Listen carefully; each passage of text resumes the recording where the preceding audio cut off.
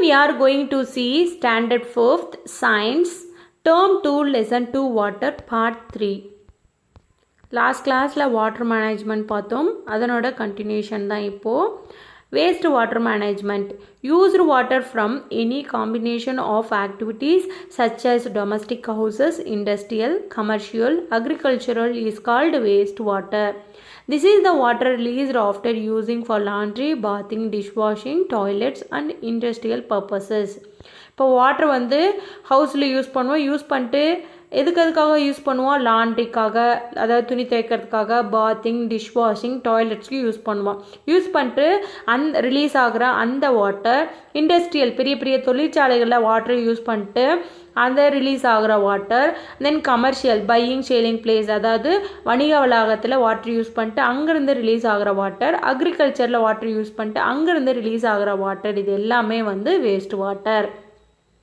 Wastewater also includes rainwater that has been accumulated pollutants as it runs into the rivers, lakes and oceans. இப்போது rain water வந்து waste வாட்டரில் கலக்கிறதுனால அந்த rain வாட்டருமே வந்து pollute ஆகி waste water ஆயிடுது. Pollutants are unwanted chemicals or materials that contaminate water. Contaminate அப்படின்னா spoil ஆகிறது. வாட்டரில் அன்வான்ட் கெமிக்கல்ஸோ மெட்டீரியல்ஸோ கலக்கிறதுனால அந்த வாட்டர் வந்து பொல்யூட் ஆயிடுது. The goal of wastewater management is to purify and protect water so that it can be reused. இப்போது waste வாட்டரை purify பண்ணி reuse பண்ணுறதும் அண்ட் தென் வாட்டரை ப்ரொடக்ட் பண்ணுறதும் தான் இந்த வேஸ்ட் வாட்டர் மேனேஜ்மெண்ட்டோட goal. It also must be clean before it flows into rivers, lakes and oceans. இந்த வேஸ்ட் வாட்டரை ரிவர்ஸ்லேயோ, லேக்ஸ்லேயோ, ஓஷன்ஸ்லேயோ கலக்கிறதுக்கு முன்னாடி அதை கண்டிப்பாக க்ளீன் பண்ணணும். Wastewater treatment. Generally, wastewater is treated by physical, chemical and biological processes using filtration, sedimentation, adding cow dung powder and bacteria. This method is followed in industries. அதாவது waste வாட்டரை filtration பண்ணுறது மூலமாக வந்து நம்ம வந்து அதை ரீயூஸ் பண்ணலாம். செடிமெண்டேஷன் அப்படின்னா ஒரு கலங்கின தண்ணியை வந்து ஒரு பாத்திரத்தில் வச்சோம் அப்படின்னா அதில் இருக்கிற டஸ்டெல்லாம் கீழே தங்கிரும், அது ஒரு கிளியரான ஒரு வாட்டர் வந்து கிடைக்கும்ல. ஸோ அந்த மெத்தட் மூலமாக. அப்புறம் அந்த வேஸ்ட் வாட்டரில் கவுடங்க் பவுடர் வந்து ஆட் பண்ணுறதுனால, சாணப்பொடி ஆட் பண்ணுறதுனால அது இது யூஸ் பண்ணலாம். அண்ட் தென் அதுலேயே வந்து பாக்டீரியா வந்து கலக்கிறதுனால அதை திருப்பி ரீயூஸ் பண்ணலாம். இந்த மெத்தட் எல்லாமே வந்து இண்டஸ்ட்ரீஸில் வந்து யூஸ் பண்ணுறாங்க, like physical, chemical, biological process. Next, wastewater treatment system. Pipes take wastewater to treatment centre. அதாவது ஒரு பைப் மூலமாக வந்து வேஸ்ட் வாட்டர் வந்து ஃபஸ்ட்டு ஸ்க்ரீனிங் ஸ்டேஜுக்கு போகுது. ஸ்க்ரீனிங் ஸ்டேஜ் அப்படின்னா அதில் இருக்கிற டஸ்ட்டு, பெரிய பெரிய பார்ட்டிகல்ஸ்லாம் வந்து க்ளீன் பண்ணிட்டு வாட்டர் மட்டும் செல்வது, பிரிக்கும் ஸ்டேஜ், அதாவது செப்பரேட் பண்ணிட்டு எங்கே போகுது அப்படின்னா ப்ரைமரி ட்ரீட்மெண்ட் ஸ்டேஜ். ஃபஸ்ட்டு ஸ்டேஜில் வந்து அது க்ளீன் பண்ணுது, நெக்ஸ்ட்டு செகண்ட் ஸ்டேஜுக்கு க்ளீன் பண்ணுது, நெக்ஸ்ட்டு ஃபைனல் ஸ்டேஜ் போய் க்ளீன் பண்ணிட்டு அதில் ரிவரில் போய் கலக்க விடுறாங்க. நெக்ஸ்ட் இதனால் அட்வான்டேஜஸ்லாம் என்னென்னா, waste water treatment ensures that the environment is clean.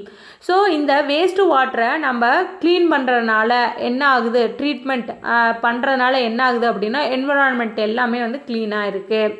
There is no water pollution. So இதனால் வந்து வாட்டர் பொல்யூஷன்ஸ் வந்து ஆகிறது இல்லை. It prevents waterborne diseases. Waterborne டிசீசஸ்லாம் லைக் காலரா, மலேரியா, இது மாதிரி டிசீசஸ்லாம் வராமல் வந்து தடுக்க முடியுது. It ensures that there is adequate water for irrigation. இரிகேஷனுக்கான தேவையான வாட்டர், விவசாயத்துக்கு தேவையான வாட்டர் வந்து கிடைக்குது. 3. Desalination of seawater. Desalination is an artificial process of converting saline water, seawater into fresh water. Saline அப்படிங்கிறது உப்பு தண்ணி. Desalination அப்படிங்கிறது ஒரு artificial process. இந்த ப்ராசஸ் மூலமாக என்ன பண்ணுவோம் அப்படின்னா சீ வாட்டரை ஃப்ரெஷ் வாட்டராக கன்வெர்ட் பண்ணுவோம். The common desalination processes are distillation, reverse osmosis. Distillation அப்படின்னா என்னென்னு பார்க்கலாம். The process in which both evaporation and condensation go side by side is called distillation. evaporationனா என்ன ஆகும், வாட்டரை வந்து வேப்பராக சேஞ்ச் பண்ணோம். கண்டென்சேஷன் அப்படிங்கிறது வேப்பரை கூல் பண்ணும்போது நம்மளுக்கு வந்து வாட்டராக கிடைக்கும். அந்த மெத்தடில் தான். இப்போது இங்கே பாருங்கள் ஒரு எக்ஸாம்பிள். இப்போ ஒரு குடுவையில் வாட்டர் எடுத்திருக்கேன். அதை 100 டிகிரியில் ஹீட் பண்ணும்போது இவாபரேஷன் நடக்கும், அதாவது ஆவியாகும். ஆவியாகிட்டு வேப்பராக சேஞ்ச் ஆகும்.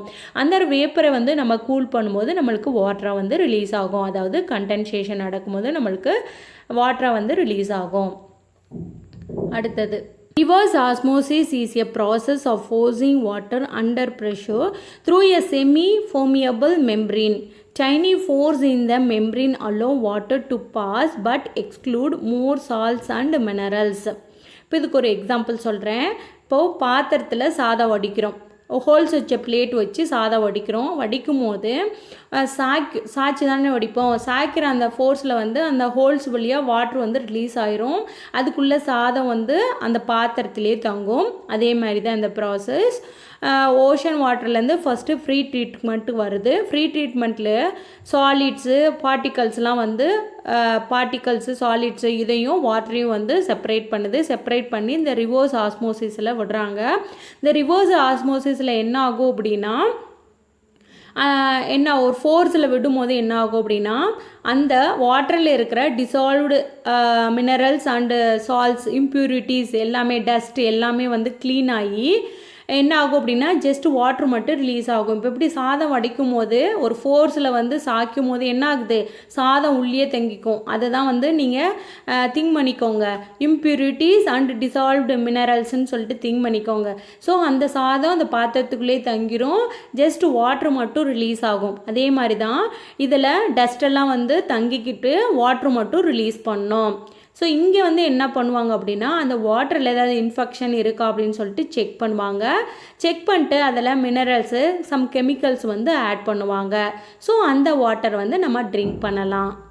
Reverse osmosis process helps to solve the water scarcity problem. Scarcity அப்படின்னா பற்றாக்குறை. ஸோ இந்த ரிவர்ஸ் ஆஸ்மோசிஸ் ப்ராசஸ் மூலமாக நம்மளுக்கு வாட்டர் தட்டுப்பாடு இல்லாமல் எப்பவுமே வந்து தண்ணி கிடைக்கும் நம்மளுக்கு.